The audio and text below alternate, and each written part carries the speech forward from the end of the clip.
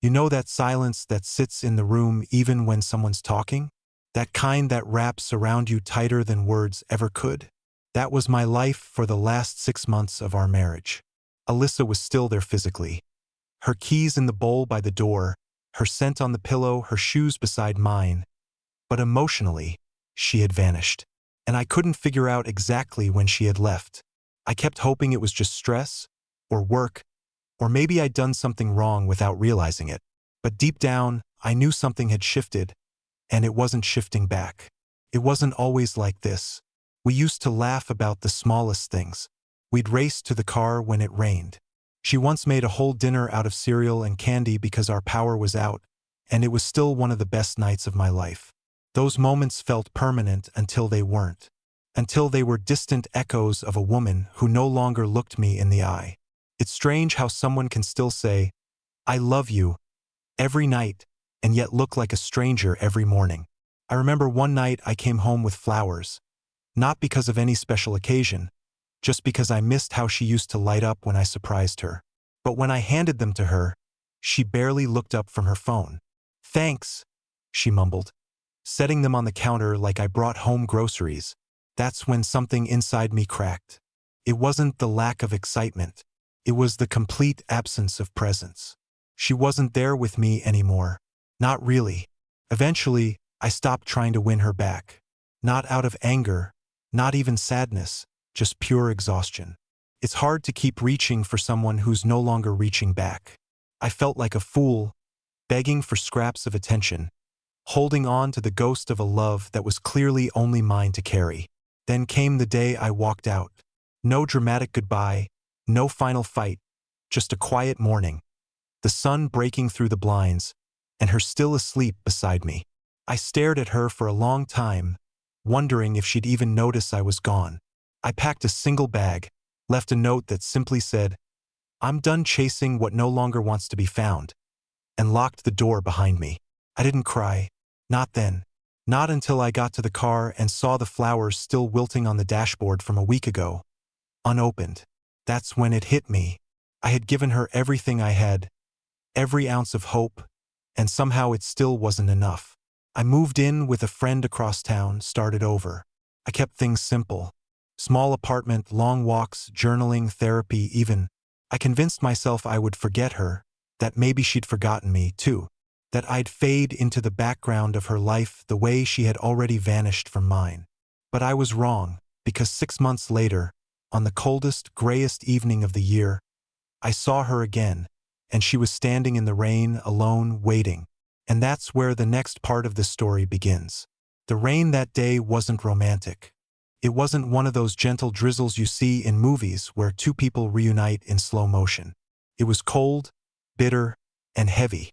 It soaked through your jacket and left you shivering in places you didn't know could feel cold. And yet there she was, Alyssa, standing on the sidewalk in front of my building, completely still, her hair drenched, her arms folded like she was holding herself together from the inside. I froze behind the glass door of the lobby. I didn't step out, not immediately. I watched her for what felt like hours, though it couldn't have been more than a minute.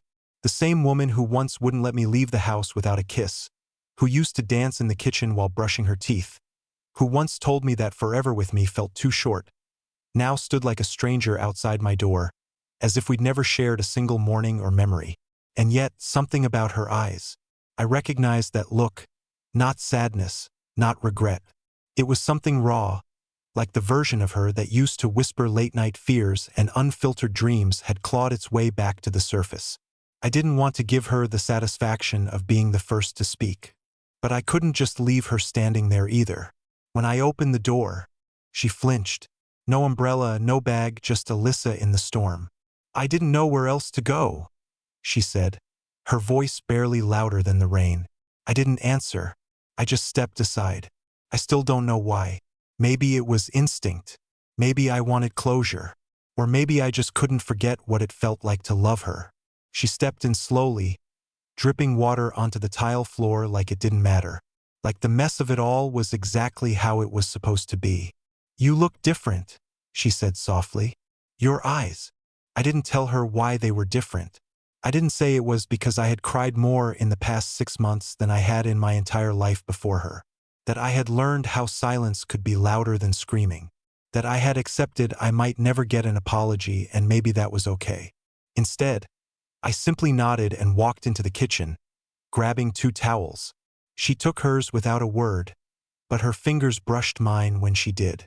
I felt that, not just the touch, the tremble. We sat across from each other at the table where she used to laugh until she couldn't breathe.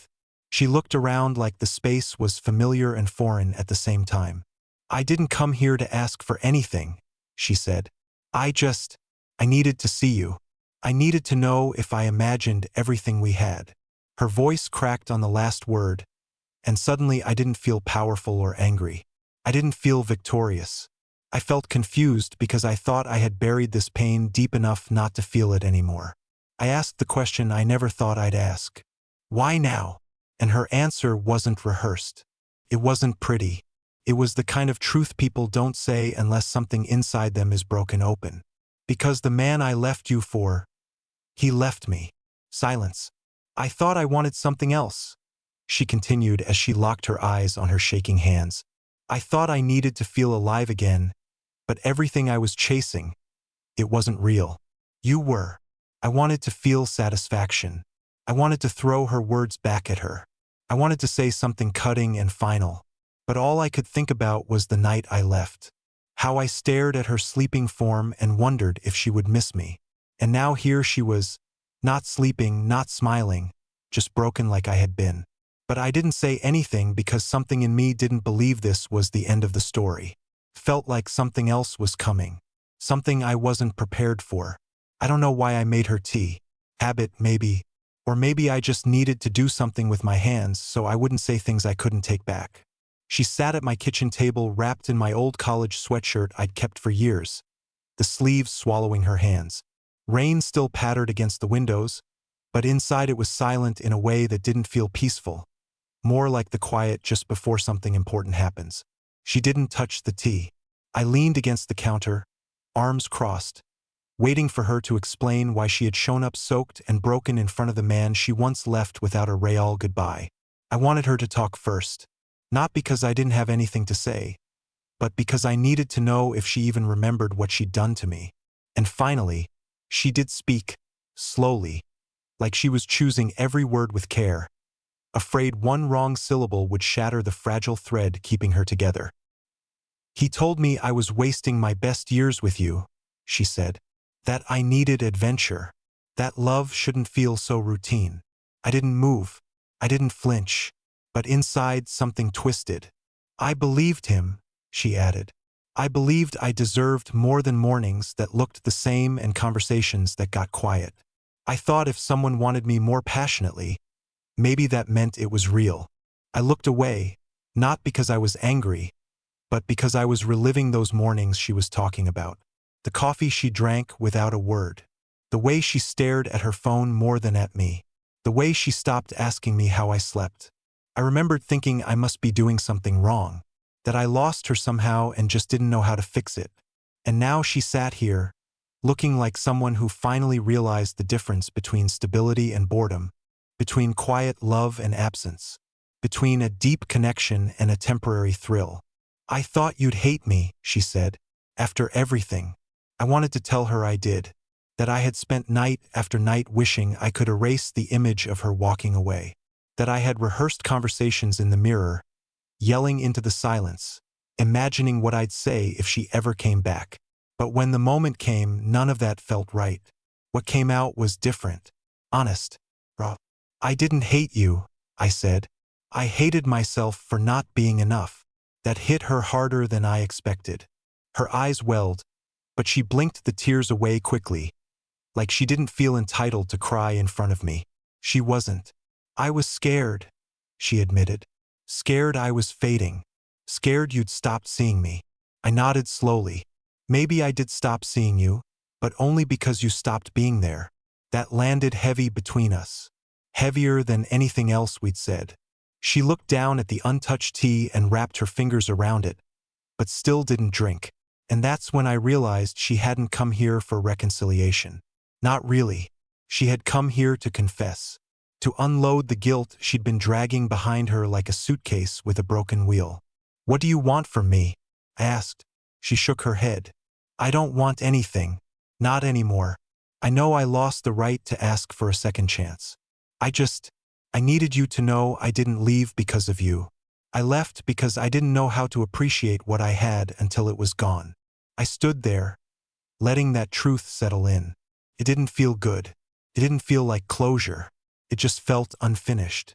Then she stood, quietly placed the untouched cup of tea back on the counter, and walked to the door. I didn't stop her, but I watched her hand linger on the doorknob for a moment longer than necessary. "I'll go," she said without turning around. "But if you ever wonder whether I regret it, the answer is yes. Every single day." And with that, she stepped out into the night. The rain had stopped, but something inside me had only just begun to stir. The things you remember after someone walks out the second time. Not the big memories, not the wedding vows, the vacations, or even the birthday surprises. No. What hit me hardest that night after she left my apartment drenched in regret was the sound of her laugh at some stupid commercial we used to mock together. It just floated back into my head without warning, like a ghost knocking on the walls of my mind, reminding me that even betrayal doesn't erase the moments that made you fall in love. I didn't sleep that night, not a minute. I just sat there on the couch, watching that untouched cup of tea slowly go cold on the counter. It felt symbolic in a way I couldn't put into words. Like her visit, like her apology. She brought warmth with her but didn't let it in. She held it, then left it behind. I thought I'd feel stronger when she finally admitted everything. I thought hearing her say she regretted it all would somehow fix something in me. But instead I felt emptier. And I realized why. Because what I really wanted wasn't her apology. I wanted time to rewind. I wanted the moment before the moment she changed. The moment before I stopped recognizing her. Before I had to question everything I thought was solid in my life. Over the next few days, I kept expecting her to call again, or show up, or even send a text. Anything. But silence returned, and this time it felt even heavier than before. Like she'd given me one final truth and disappeared for good. But the damage wasn't in her leaving. It was in her returning just long enough to remind me how much I once loved her. One afternoon, a week after she'd stood in the rain, I opened my mailbox and saw a small envelope with her handwriting on it. No return address, just my name. Inside was a photo. It was taken during a trip to Asheville maybe 8 years ago. We'd gone hiking, and I remember the exact moment it was taken. We were at the overlook, and I had said something cheesy like, "This view still isn't as good as mine." She had laughed, blushed, pulled my beanie over her face, and I had snapped the photo. Her eyes were closed, her cheeks pink from the cold, and she looked real. The kind of real you only see when someone feels safe enough to be fully themselves. On the back of the photo, in the same handwriting, was one sentence. "I wish I had known that was the happiest I'd ever be." No name, no explanation, just that. It broke something in me that I didn't know was still fragile because I knew the truth now. Not just about what she did or why she did it, but about what she lost. And yet, I couldn't feel victorious. I couldn't celebrate her regret because regret doesn't repair anything. It only confirms what's already broken. Still, I couldn't throw the photo away. I tucked it into the back of a drawer I hadn't opened in months. The same drawer where I'd shoved our old anniversary cards, a hotel key from our honeymoon, and a note she once wrote me during a lunch break. Just a silly doodle saying she missed me. How do you move on from someone who once made you feel like the center of the universe? Maybe you don't. Maybe you just learn to live smaller, quieter, slower. But then something happened that I never saw coming. 3 days later, I was out grabbing groceries. Nothing exciting, just a mundane Wednesday errand. And as I turned the corner in the parking lot, I saw her again, not alone this time. She was standing beside a man I didn't recognize, smiling faintly as he talked, her body angled slightly away from him. But it wasn't the sight of her that froze me. It was what she was wearing. My sweatshirt, the same one she borrowed during the rain. The one I hadn't even noticed was missing. She hadn't come to say goodbye. She had come to stay quietly, just out of sight. And now, everything I thought I understood felt suddenly uncertain again. I didn't approach her that day. I just stood behind my car door, pretending to fumble with my keys as I watched her laugh. Not loudly, not the way she used to with me, but just enough to twist the knife in my chest. It was a strange, unbearable contradiction. I no longer trusted her, no longer wanted the life we had, and yet I missed her. Not her presence, not the woman who betrayed me. I missed the feeling of belonging that used to come with her name. I watched the guy hand her something, maybe a receipt, maybe a note. She nodded politely and walked off without so much as a hug. They weren't together. That much was clear, but there was something off in her movements. She looked distracted, like she wasn't really present in the moment, like the person in front of her wasn't the one she was thinking about. And I hated that it gave me hope. Later that night, I found myself doing the one thing I promised I never would again. Looking through old photos, not to reminisce, not to torture myself, but because I needed to remember who I was when I was with her and what parts of me still existed without her. I saw myself in those pictures. Yes, smiling, holding her hand, building a life. But I also saw something else, a slow erasure. In each photo, it was as if I was becoming smaller. She always seemed center stage. My arm around her, my smile reaching, my energy aimed toward her. And what I finally realized, the uncomfortable truth I had refused to admit for years, was that I had spent most of my marriage trying to earn my place in it. I wasn't her partner. I was her gravity, holding everything down while she floated just far enough above me to feel free without ever fully leaving the orbit. And yet now, I was the one circling something that was already gone. That night, unable to sleep again, I finally did something I'd avoided since the split. Called her. She answered on the second ring. Her voice was quiet, hesitant. "Carter, why did you take the sweatshirt?" I didn't expect to start with that. It just came out. There was a pause, then a long sigh. "I didn't mean to." I wore it home and realized hours later. I thought about returning it. Then I didn't. "I guess." She trailed off. "I guess it felt like the last piece of you I could hold." It was such a simple thing to say, but it ruined me because I had been trying to let go truly, completely. And she had been holding on in her own silent, selfish way. "I saw you today," I said flatly. "In the parking lot." Another pause. Longer this time. "I know." That stopped me cold. "You knew I was there?" "I saw your car and then I saw you.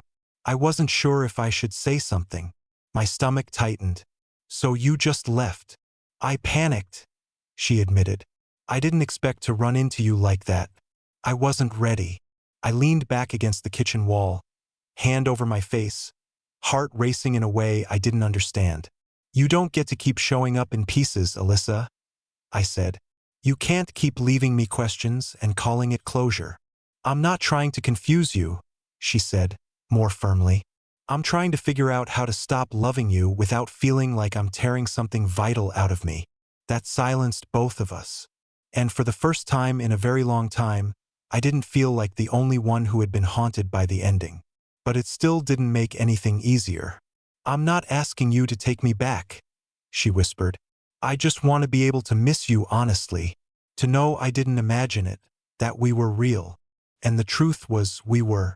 But being real doesn't mean being right. Love doesn't always equal forever." "I don't know what you're hoping for," I said gently. "But I'm not the same man who stood next to you on our wedding day. I buried him when I realized you were never coming home." "I know," she said, "but part of me wishes I'd come home sooner." Then she said goodnight and hung up. And this time it felt final, not forced, not cruel, just necessary. I sat there for a long time, phone still in my hand, wondering what kind of man I was becoming. Not the broken version who waited by the door. Not the dreamer who believed love was enough, but someone in between. And I didn't know if I liked him yet, but I knew I was ready to meet him. 3 days passed in silence after that phone call, and for the first time since Alyssa had walked back into my life, and just as quickly out of it again, I didn't replay every word we'd said. I didn't stalk her social media. I didn't stare at the sweatshirt still folded on the armrest of my couch.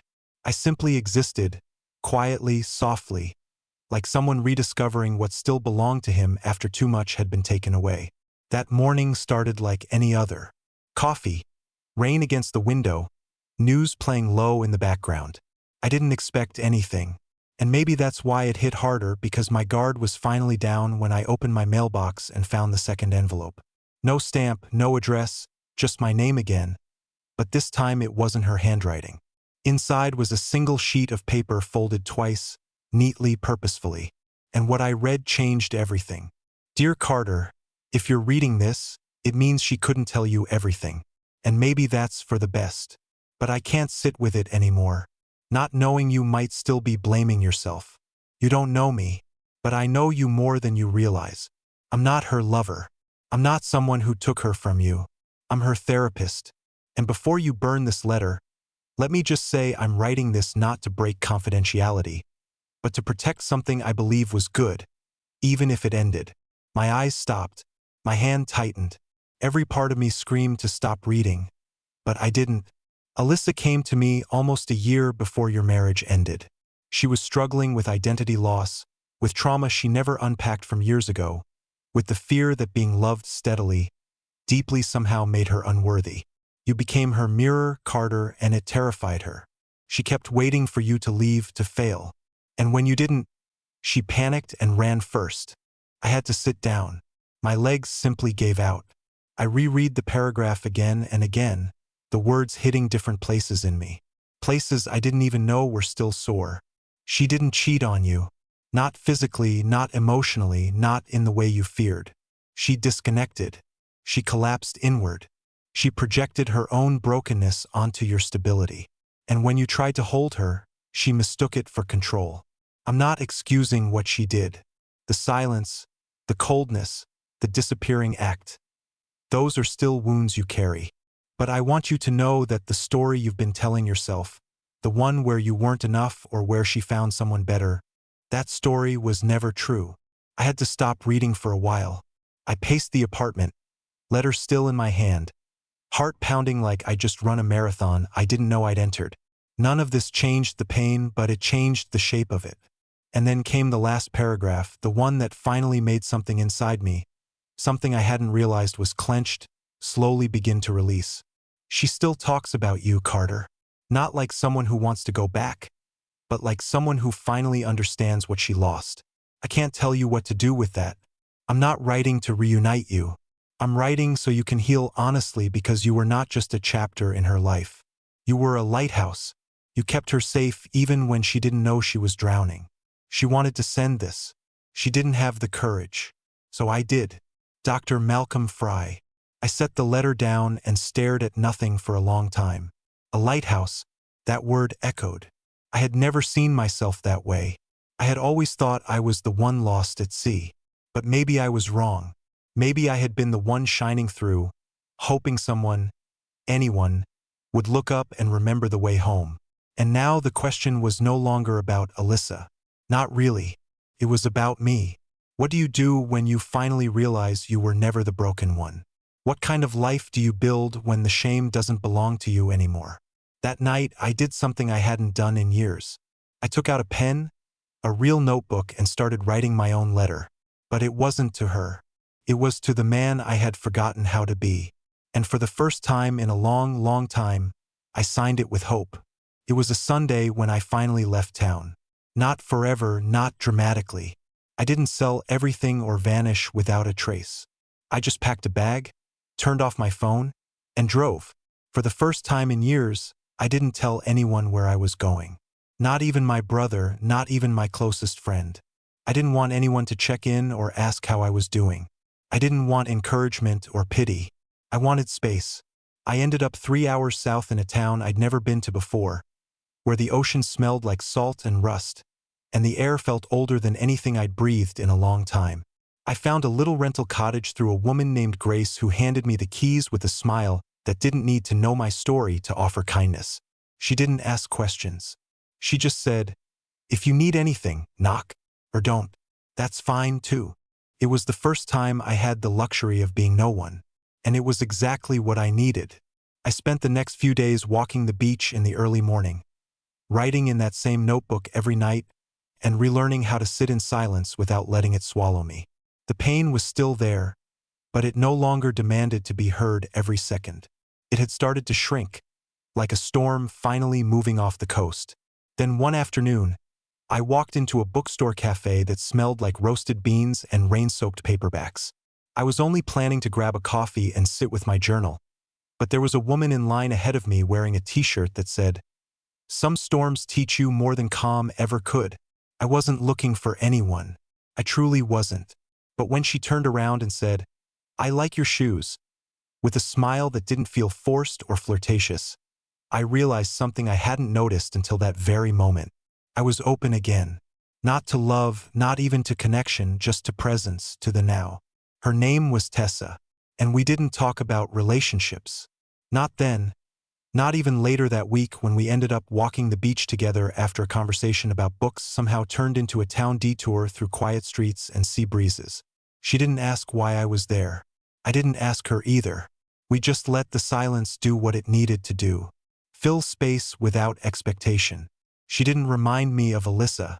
Not in any way. And that's what made the difference, because she didn't feel like something to compare. She felt like something completely separate, unattached, unmapped.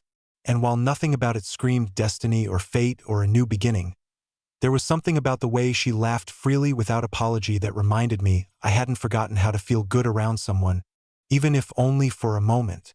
A few nights later, I told her I was going home soon, that I had come here to escape something I didn't want to define anymore. She nodded like she already knew. "Sometimes we don't need to name the pain," she said. "We just need to stop bleeding on the things that didn't cut us." That line stuck with me long after I left her porch. It followed me all the way back to my car.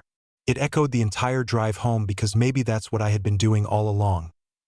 Bleeding on future moments, future people, future chances because of one heartbreak that, while deep, didn't deserve to hold the rest of my life hostage. Alyssa was still a memory, a vivid one, a complicated one. But she was no longer the story I was trapped in. She was a chapter one had finally stopped rereading. And in her place, I had started to write something new. Not perfect, not finished, but mine. It had been 4 months since the trip to the coast, and life had settled into something I never thought I'd feel again. Balance. Not every day was easy. There were still mornings when I woke up wondering if I'd made all the right decisions. There were still moments when I'd catch a song on the radio or smell something that brought her name back like a gust of wind through a cracked window. But the difference was, I no longer chased those moments. I let them pass like weather, like memories do when they're no longer the center of your gravity. Alyssa never reached out again. No more envelopes, no phone calls, no surprise appearances in the rain. And maybe that was her final act of love, letting me go for real this time. I didn't need a reunion. I didn't need revenge. I didn't even need closure anymore. What I needed was peace. And I found it in the smallest things. In learning to cook a new meal without rushing. In building a bookshelf with my own 2 hands. In reading under a blanket with no one beside me and still feeling full. In laughing with my brother over dumb jokes we used to tell in high school. In saying no to things that drained me. And yes, to things that used to feel too quiet to matter. And yes, in Tessa. We stayed in touch slowly, carefully, not out of romance, but out of respect for the way we both existed, gentle, open, and no longer trying to fix or be fixed. She visited once. We walked the park. She saw my place. She smiled at the same mug I'd used every day since I left Alyssa. The one I'd bought on a whim with the words, "Start again." Every day. She picked it up and said, "You know, I don't think you're starting again anymore. I think you're just living now." And she was right. Because the truth is, sometimes you don't need a dramatic comeback or a new love story or a social media-worthy glow-up to feel whole again. Sometimes healing looks like folding laundry with music playing. Sometimes it's calling your mom back. Sometimes it's forgiving someone who will never say sorry. And not because they deserve it, but because you do. So yes, I walked away with a shattered heart. Yes, I thought she'd forgotten me. And yes, for a moment I thought that seeing her standing in the rain meant something more. But now I know what it really meant. It meant she was finally willing to stand in the storm she created. And I had already found my way through it. Not broken, not bitter, just me.